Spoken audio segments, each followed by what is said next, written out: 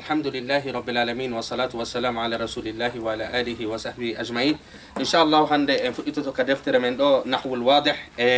درس ويتيرو التمييز. التمييز أرندو إن هند درس ما هم كجانجتين والتمييز. التمييز كونو ينتي التمييز. جانجن كو بيوين دي كون كدفتر كاوني اشتريت رطلا بلحا. اشتريت رطلا بلحا فدري مسودي سرياره كونتي بلحا كو تمروجه وون دي كالغال حالا دي بندالي دابور كودوني انتي بلحا غلت الارض اردبا قمحا كودوني ليدي دين سانكاما e mayri كودوني كانيون كدي هارا كو انتي كو سرياره نوغاي e jobi انتي irdaban do ko inde sariyaje قمحا كدوني بحي باعني التاجر زراعا حريرا يايو ييلا سوغونال اديتون تيويتي دي حرير في الحقل 20 بقرة هراي كدوني هراي كاندر نو كاندر ngesa ناي نوغاي سنداري دي ميسي ديمو جوني دو ريتلان دونكو في سرياري او وني هالde في مودو irdaban ɗon ko fi sikeli o woni e wolde fi muɗum zira'an ɗon ko fi sogonal o woni e wolde fi muɗum kañum ma e 20 baqaratan kañum e ko rinneten ko nayinoge طاب المكان هواء ko woni nokkure nden laaɓi hendu laaɓu ndu فاض القلب سرورا ko woni ɓernde nden heewi weltare العنب من ألذ أنواع الفاكهة طعما haray ko woni inabuje ɗen raisin je ɗen no ɓuri moƴƴude e noneji ko ɗum wi'eten dimɗe ɗen fof welugol alqahiratu haray ko ɗum woni qahira koyneten kon ker akthar min iskandaria sukkanan hino ɓuri nde e saare wiyetende iskandaria jogagol himɓe wayni ɗo noon attamise ko woni attamise ismum ko inde yuskaru nde no jante li bayani l mourad fi ɓangilngol ko on ɗum fanda min ismin sabiqin e inde attinde yasluhu li an turada biha ashia'un kathira nden inde ɗon haray no sella yo piiji buy faande e mayre almumayyazu haray noon inde ko ɗum woni sifande nden qismani haray ko inde jogii geɓe ɗiɗi malfuzun koko wowla e malhuzun e ko wattana e yilatawa wowlaka fal awwalu arano on malfuzon ma yulfazu bihi fil jumlati koko wowlaka nder haala ton ka asma'il wazni wano inde ko tawata ko tindin ɗum fi ko pesete wal kayli e ko etete wal misahata e ko tindini fi haray ko ɗum woni ko wiyete ko mesure wal adadu e ko tawata koko tindini fi limore wasani haray ɗiɗaɓo malhuzon ma yufhamu min al jumla koko famete ka nder haala ton min gayri an yuskara fiha hara jantaka ton ko ɗum woni o attamise ɗo innen attamise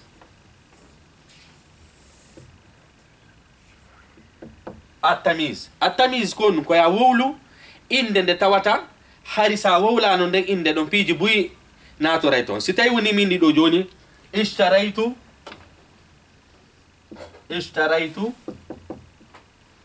ishrina kitaban ko ɗo woni tamise oɗo innete attamise ko fiyon ɗum o innana attamise sabu si min ishtaraytu 20 mi soodi piiji nogay no wawi wono dolokaji no wawi wono tuuba no wawi wono paɗe ko ɗum ɓeyni tamise on aru ittanma inde mumande tawata hari sa wowlano tamise on piiji buy no wawi natorde e nden hunde ɗon si minni mi soodi nogay on andi mi soodi piiji nogay kono on andali kon ɗum mi soodi yetagol ma kon ɗum mi soodi on ko ɗum ɗon inete tamise li annaka mayyasta bayna al ashiya haray piiji buy no natorno hande kadi sendidirɗa ɗum ɗon wolɗa ko ɗum soduɗa ko inneten ɗo kitaban ko tamise jon noon tamise kañum no wawi wono fi kala ko tindinta fi peesugol mi soodi kilo khubzan si minni ishtaraytu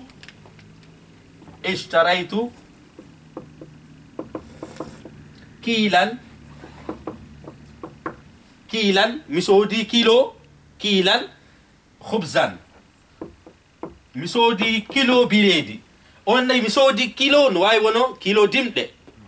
no way wono kilo kala ko pesete no natori do addugol an do khubzan on ko dum do woni tamyiz dum do yaltini sabunde inde do hari ko mumande ishtaraitu kay inne kilan mi soodi kilo hande kadi odo ko mubham ko suudi do خبز هرينون التمييز كان يعرف فيني يسمى تفسيرا التمييز يسمى تفسيرا لأنه يفسر الكلام المبهم يفسر الكلام المبهم هرينون بانجينا كويتين كون هرا إن مماندين سبودو 20 دون مما كيلان دون مما إنه قال كتابا إنه قال خبزا هو الذي فسر ما المقصود بال20 وفسر ما المقصود بالكيل mi lazim fahmi simini do joni kanyum kadi ono andi do kilan on do konum do ko alwaznu do ko pesete kon kala ko pesete ma ko wadirte alkailu ma ko wadirte almisaha andu dum don ko tamyiz non kala ko tawi ko wolay dum fi distance ittande ma do ha do dum no hare konum ko non en tamyiz hare tamyiz hino wawi wonude ebbore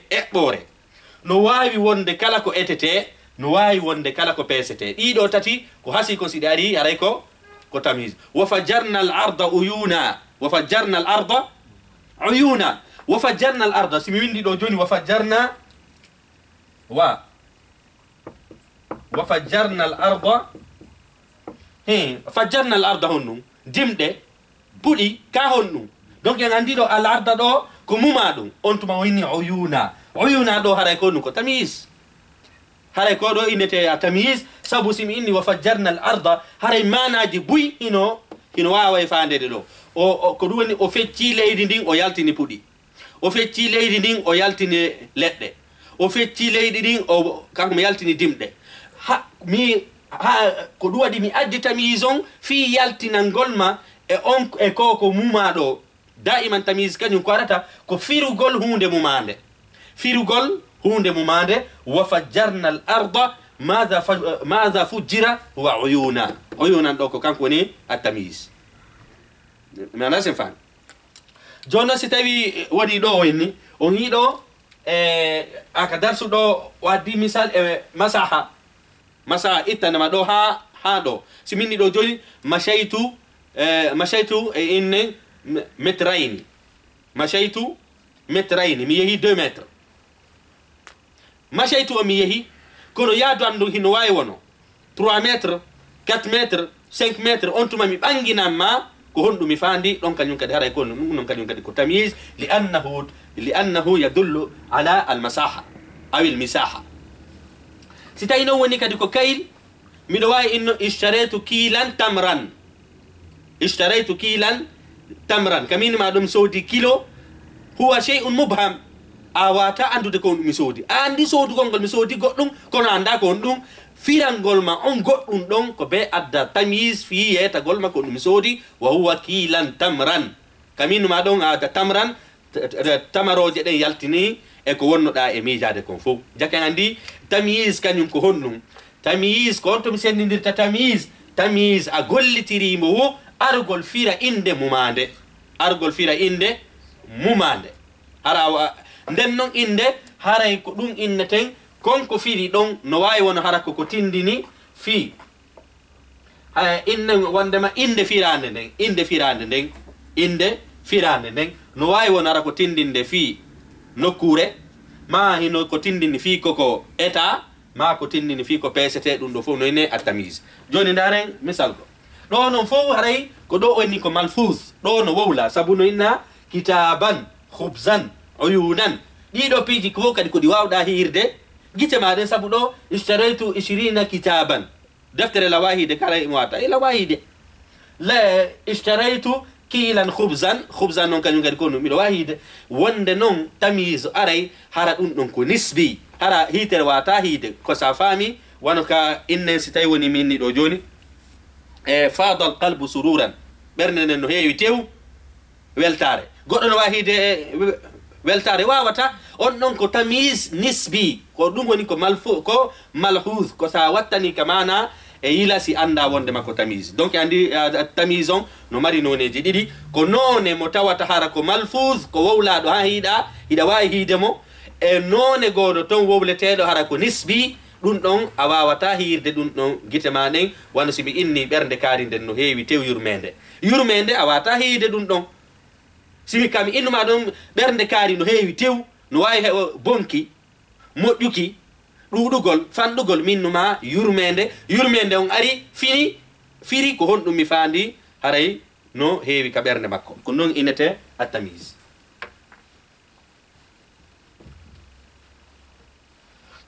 joni kadi kamo ɗo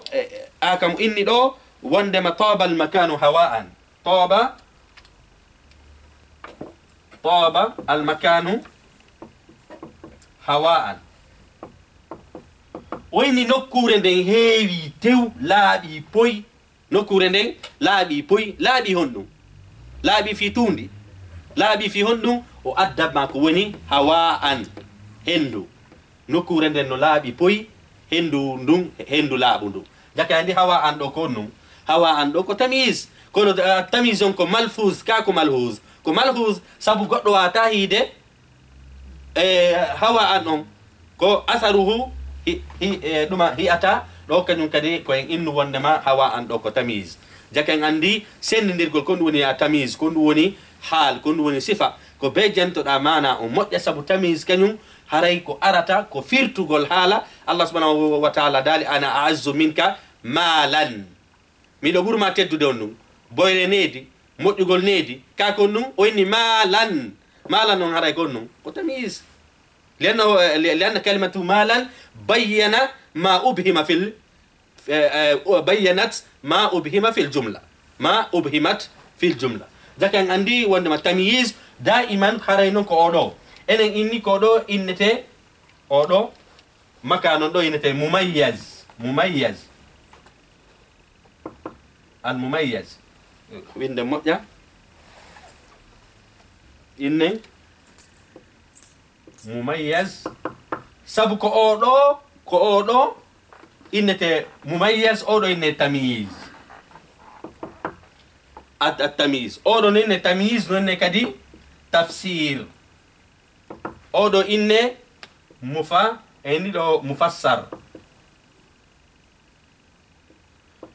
mufassar sabu ko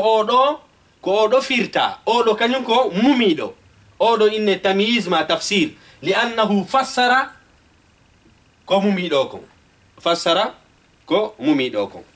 haray ko ɗum innete da'iman haray komi famata ko wondema da'iman haray ko innete kon at-tamyiz ko wonde tuma gollitirtamo ko ya gollitirmo fi feññingol hunde suuɗande no wawi wono nden hunde suuɗande hara ko tindini fi ko inneten kon nokkure ko inneten kon distance no wawi wonde hara ko tindini fi wasnu so pesirte ma ko etete ko tindiniri simini ɗo joni mi sodoyi kilo 10 maaro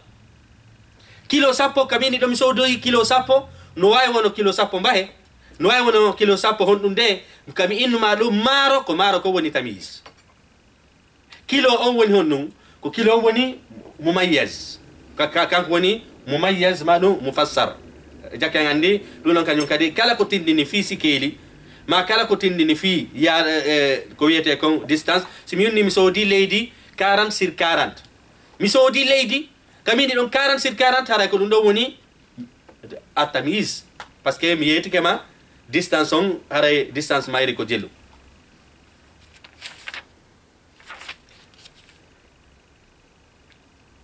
o yiɗo kañum kadi o inni ra'aytu 11 kawkaban inni ra'aytu 11 kawkaban haray erab makko gonɗum ko tamise par ce que o inni mi hi'i 11 on 11 no wawi wono 11 himɓe 11 sonnaɓe 11 dammi 11 be'i 11 geloɗi o inni on ɗum kawkaban on firi 11 on ko ɗum ويسمى التمييز دائما. لماذا سمي تمييزا؟ لأنه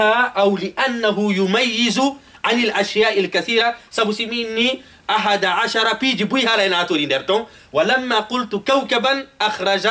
الاحتمال يأتي معكم نفعنا non kala ko ardiri non yusamma tamyizan hara kanyum kadi ka inni do al-Qahira aktharu min al-Iskandariya sukkanan o sukkanan kadi ko kanko en tamyiz a tamyiz non hara ka nyawore makko daiman hara ko arata ko mansub wonde non himo ara hara na o mushtaq hara ko jamid ko inshallah en yawtay si tay tu woni ko mushtaq ko be o ara hara ko mansub so wana dum haray ko duwa ko arata haray himo way arde jamid on tuma o wade at-ta'wil sikki tun do enen en fami ko woni at-tamyiz ka aray kawni do ritlan irdabban zira'an simini do joni isharaitu zira'an min al-hariri haray msodi metre sogonal gotal tonci innugol sogonal on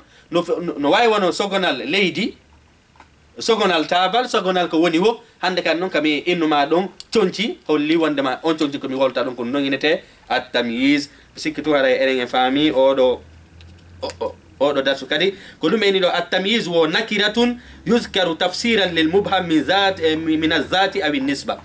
jakan andi awa sarti ara non kanyum kadi دائما التمييز إنا معرفة أو نكرة هذا ولا ألف إلام دائما التمييز دائما يكون نكرة إني مسندتي دي إما أن يكون ملفوظا إذا دل على الوزن والكيل والمساحة ويكون كنوينة ملحوظا بمعنى يكون نسبي hara misikkitu en fami ka darsu do kanyum kadi hara hiden hatta yodo inshallah en yey darsuji aruya didin enen en dettay bi tafsil si tay woni tamizon hara ko fi metre fala en halande ka ko fi ko pesete ko etete hara on darsu don wadana damal hara lan hatta do wassalamu alaikum wa rahmatullahi wa barakatuh